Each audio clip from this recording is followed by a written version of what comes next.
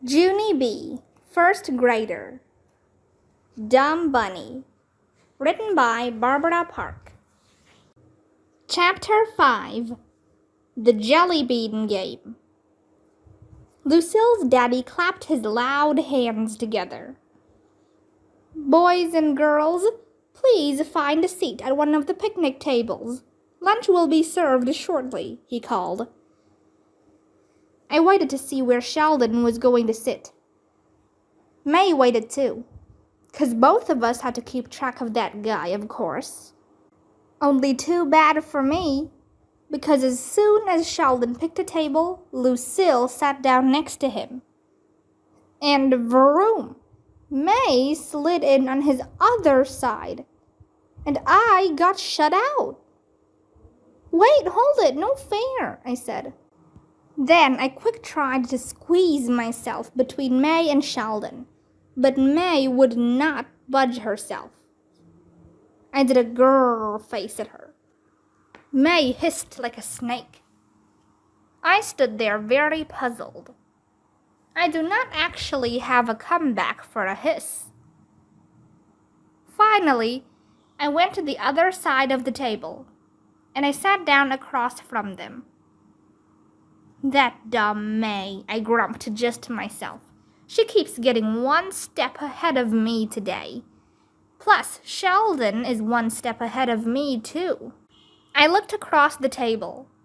Lucille was whispering to Sheldon, very secret.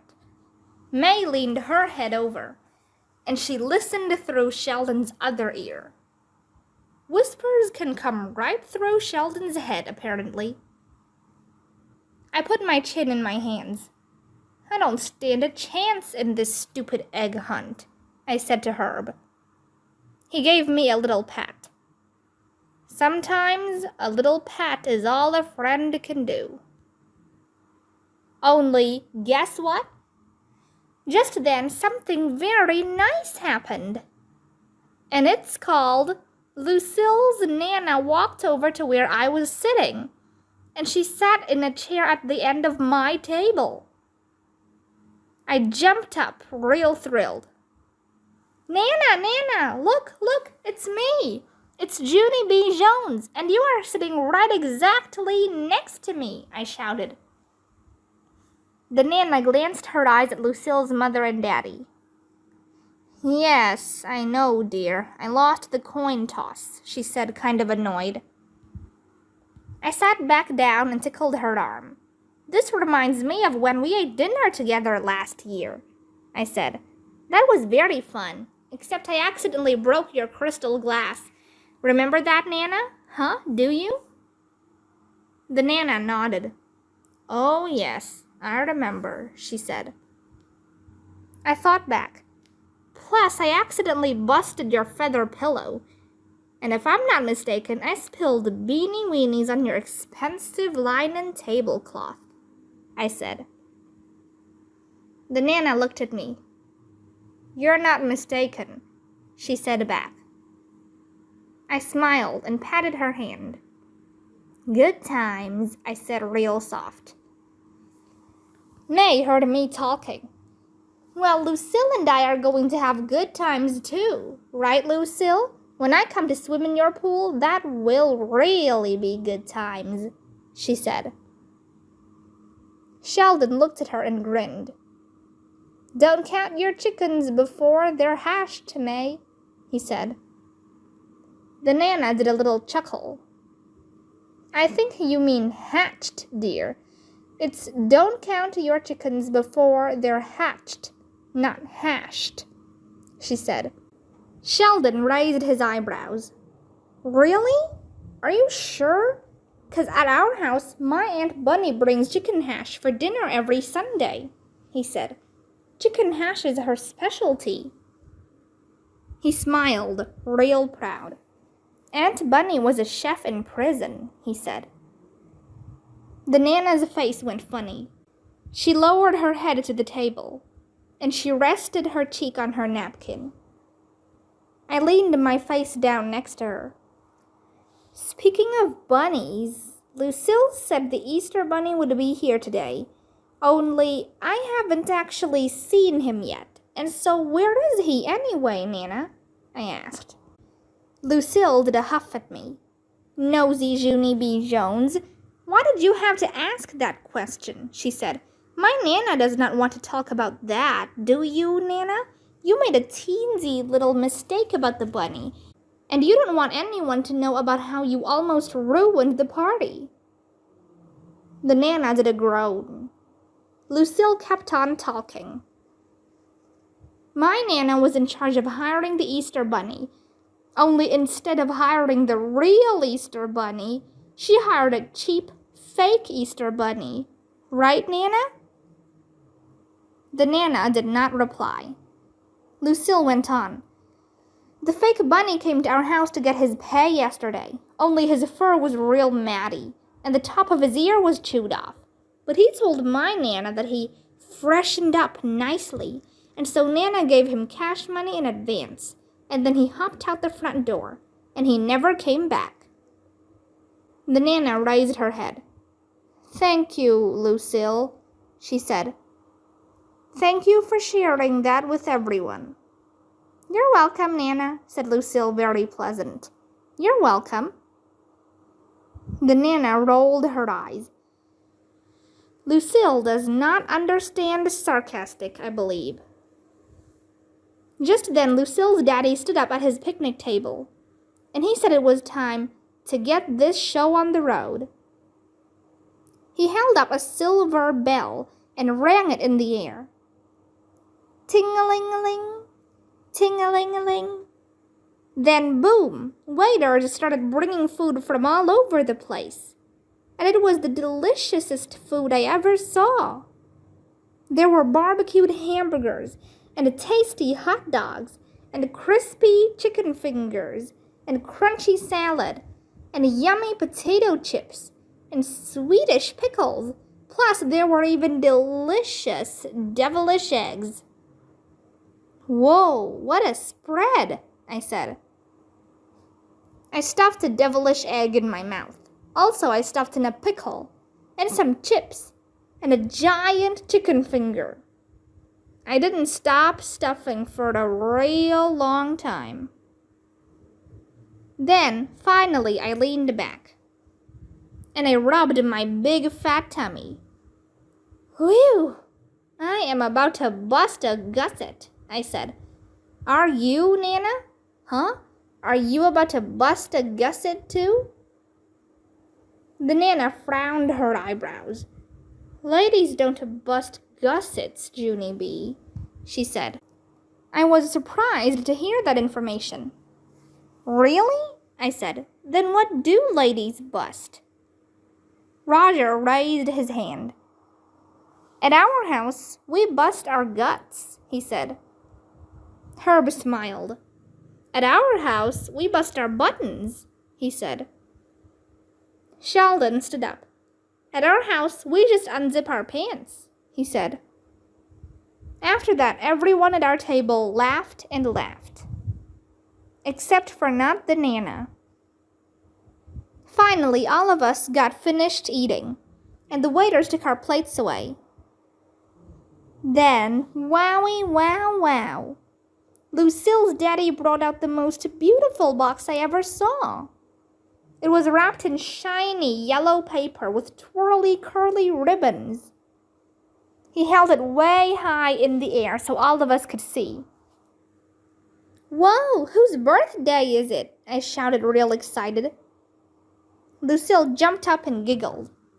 That's not a birthday present, Junie B. It's a game prize, she said. Before we hunt for eggs, we're going to play a very fun game. And whoever wins that prize will get the thrill of a lifetime. Right, Daddy? The daddy smiled. Well, we certainly hope the winner will be thrilled, he said. It's a pretty good prize, we think. Just then, he put down the box, and he pulled a big jar of jelly beans out of a paper bag. This game is called the jelly bean game, he said. Can everyone see all the jelly beans in the jar? We've got lots of colors, don't we? We've got reds and yellows and blues and blacks and greens and oranges and whites. He stopped and held up his finger.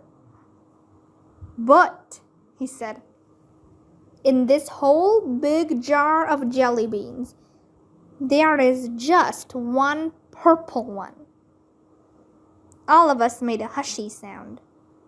Ooh, we said together. The daddy smiled. Then he put the jar back in the bag so we couldn't see the colors anymore. Okay, now I'm going to walk around to each picnic table, and each of you will have a chance to reach in the jar and pull out a jelly bean, he said. But remember, you may only pull out one, okay? Okay, we hollered. Okay.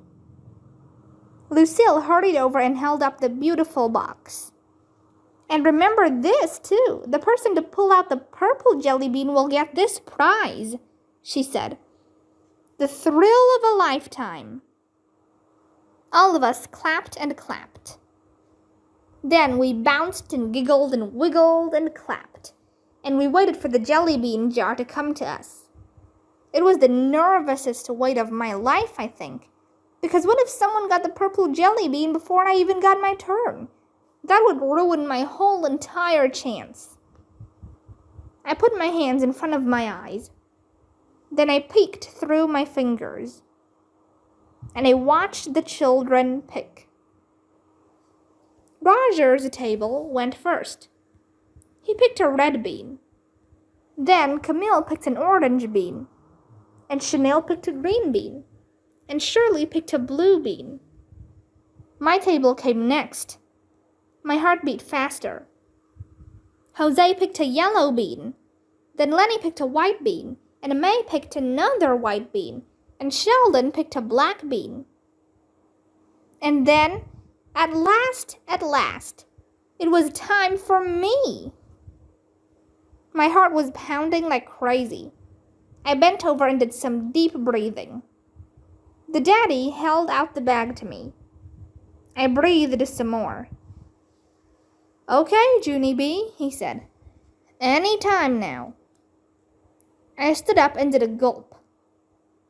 Then, very slow, I reached my hand inside the bag, and I felt all around for purple. I wrinkled my eyebrows real curious. What does purple feel like, I wondered, I said to just myself. The daddy said, please hurry up. I swished my fingers through the jar some more. Then, all of a sudden, I felt it, I tell you. I felt purple. It felt roundish and beanish and purplish. I grabbed it real tight. Then I quick pulled my hand out of the jar. And I opened up my fingers. And guess what? Guess what? Guess what? Chapter 6. Me and Santa. It was purple. That's what. I jumped up and down and all around. Purple, purple. I got purple, I shouted. I'm getting the thrill of a lifetime. I'm getting the thrill of a lifetime. I skipped over to May, and I smiled real big in her face. Then I skipped to the middle of the tables, and I did a giant bow. Giant bows are very enjoyable, even when no one is actually clapping for you. After I stopped bowing, Lucille's daddy handed me the beautiful box. I pulled off the paper as fast as I could. Then I lifted off its lid, and I stared inside. I said, very puzzled. It's, a box of pink fur. I scratched my head. I've always wanted a box of pink fur. Possibly, I said. Lucille laughed real loud. Silly Junie B. Jones. It's not just a box of pink fur. Take it out so you can see what it really is. she said. Then, just as I was about to pick it up, Lucille grabbed the pink fur, and she held it up in front of me. And that is the last actual fun I had at the party. A bunny suit! See? It's a bunny suit, shouted Lucille. Junie B is going to be our party's very own Easter bunny. May laughed real loud. She's going to be our dumb bunny, you mean? She called out. Junie Jones is going to be our very own dumb bunny. Just then, the rest of the children began to laugh too. Lucille stamped her mad foot at them. Stop it, she said. Junie B is not going to be our dumb bunny. She's going to be our Easter bunny. This is the finest bunny costume money can buy. She held it out to me. Here, Junie B, put it on and show everyone how cute it is. She handed me the costume. I swallowed real hard. Yeah, only here's the problem, Lucille. I don't actually like costumes that much. Not even at Halloween, I said. Mostly, I just like dressing up as Junie B. Jones, and that's all. Lucille's whole mouth came open at that news. She put her hands over her ears. Oh, no! Do not tell me that, Junie B. Jones, she said. You have to be the bunny. You have to. She ran to her daddy and pulled on his arm. Make her, Daddy. Make Junie B be the bunny. Make her, she yelled. Lucille's daddy rubbed his chin. Well, we certainly would like it if Junie B was the bunny, he said. But we can't really make her, Lucille. Lucille jumped up and down at me. You're going to ruin my whole party, Junie B. Jones, she grouched. We hired an expensive photographer and everything. We're all supposed to get our pictures taken with you. My ears perked up at that news. Pictures? I said, kind of curious. Lucille nodded. Yes, pictures, she said back. The photographer has a seat set up for you in the flower garden. My ears perked up some more. A seat? I said.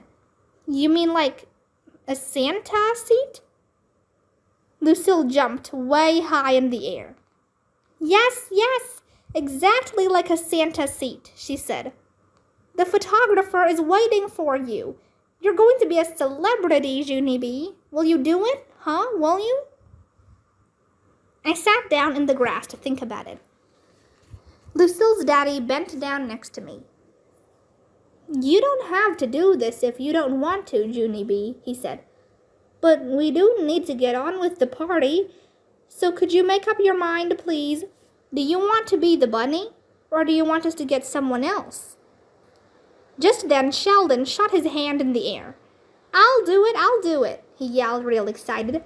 I would love to have my picture taken with everyone. Me too, hollered Shirley. I would love to do that too. I looked at those two kind of curious. Maybe I was wrong about this situation. Maybe being a famous bunny really was the thrill of a lifetime. I pulled the bunny suit closer to me.